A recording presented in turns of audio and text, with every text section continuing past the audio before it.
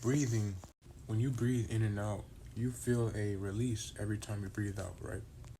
Well, deeply. So what does this tell you about air if it can go into your body, circulate within, and take out the waste? Think of a deep breath as if it were a tornado, right?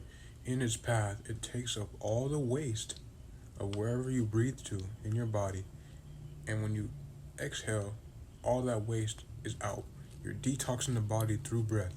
With your willpower, you can direct the breath to any place that you desire, right? Sometimes you breathe from the abdominal muscle all the way to the third eye. Some people even live off the breath. What if they detox their body to the point to where they don't even need food anymore? With the breath, you can lengthen your lifespan, you can raise your consciousness, you can alter your state of mind, you can survive, you can do a lot of things with the breath. Study. Let us talk about my yoga experience today. So when I went to yoga, I'm over here like, oh yeah, it's a normal class and stuff like that. But today was different. I work out a little bit now. I do a little push-ups, go running, and boy, oh boy, when I tell you, when I got to yoga, man, the breathing part was hard because you had to stretch your body and at the same time circulate air through that part of the body. Now, me personally, I have a bad calf right now because I'm a runner.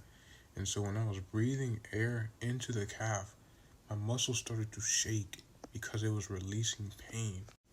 The air aspect of this thing really does work.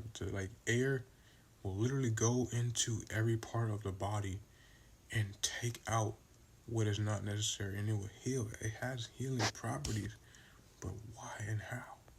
Okay, I'm back. I did a little research and I found out that air is life force.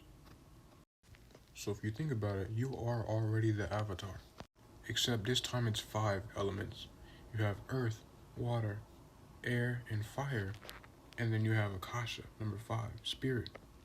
These are the 5 elements you run off of day by day. You are already the master of all 5 elements. Some of us. But I got a question though. What if we get to a point to where we can naturally produce these elements within us without anything external? And then you survive without needing anything.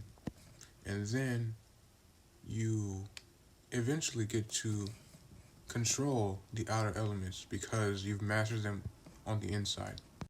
Water. You need some type of water, right? When you eat fruit, you get H3O, and you are hydrated with water. And then when you breathe, of course, breathing is breathing, right? You already know how to breathe and stuff like that. But I think that fire and earth is fire, sunlight, right? You get sunlight and you get your nutrients from the sunlight, and then earth is when you ground. So when you start breathing right, start grounding, start getting sunlight, and then start drinking water via fruit, you have become the avatar and you have mastered the 4 elements. But you have mastered the beginning stages. I think to get the rest of how to actually go past the beginning stages of just survival for when it comes to the 5 elements, you got to start watching the avatar and watch how they move and watch their teachings. Because we all mastered basic survival by now, of course, but we want to get to the level where we're bending these elements. They're elements within us, so we have to connect to these elements within us first before we actually connect to the elements externally and manipulate them. So yeah, I hope you enjoyed the video. That was pretty good information, I'm not gonna lie. Half of the stuff I just talked about, I didn't even know. Some of the stuff was channeled, some of the stuff was researched. So there it is right there.